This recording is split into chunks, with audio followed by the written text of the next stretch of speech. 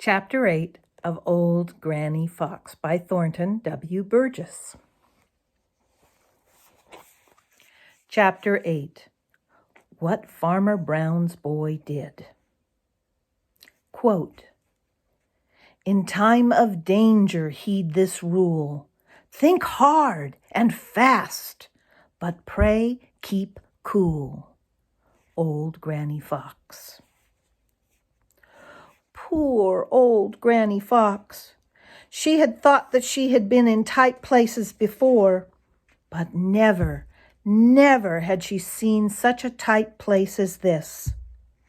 There stood Farmer Brown's boy, looking along the barrel of his dreadful gun, straight at her, and only such a short distance, such a very short distance away.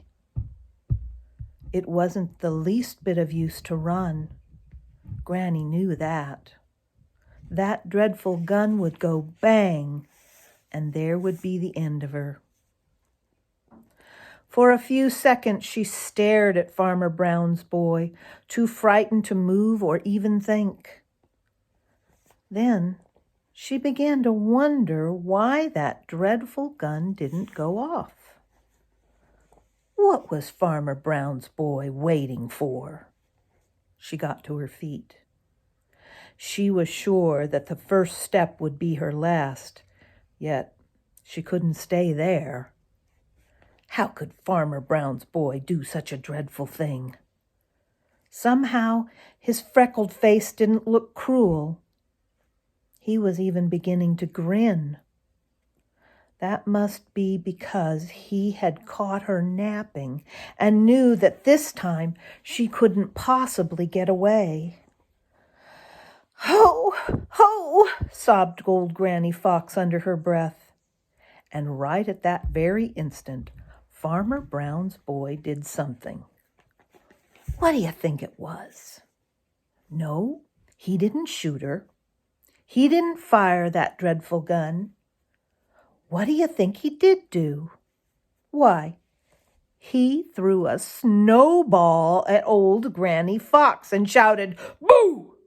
That's what he did, and all that he did, except to laugh as Granny gave a great leap and then made those black legs of hers fly as never before.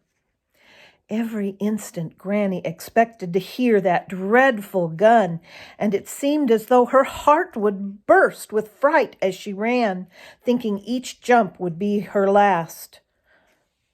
But the dreadful gun didn't go off, and after a while, when she felt she was safe, she turned to look back over her shoulder. Farmer Brown's boy was standing right where she had last seen him, and he was laughing harder than ever. Yes, he was laughing, and though old Granny Fox didn't think so at the time, his laugh was good to hear, for it was good-natured and merry and all that an honest laugh should be. "Go it, Granny, go it!" shouted Farmer Brown's boy.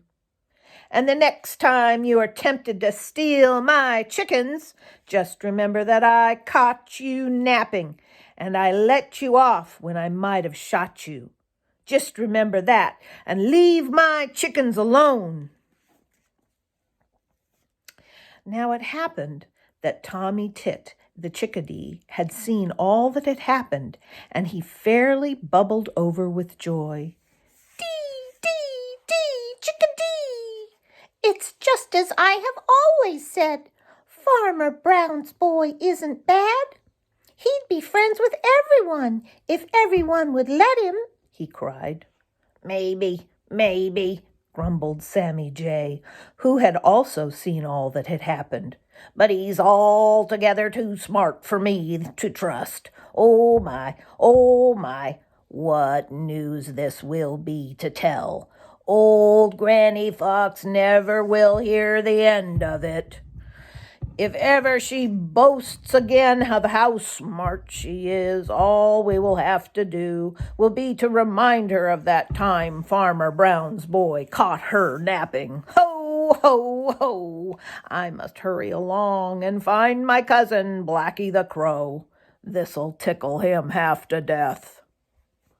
And as for old Granny Fox, she feared Farmer Brown's boy more now than ever, not because of what he had done to her, but because of what he had not done. You see, nothing could make her believe that he wanted to be her friend. She thought he had let her get away just to show her that he was smarter than she. Instead of thankfulness, hate and fear filled Granny's heart. You know, people who themselves do ill, for others seldom have goodwill. Here's a picture of Tommy Tit the chickadee and Sammy Jay. Oh my, what news to tell.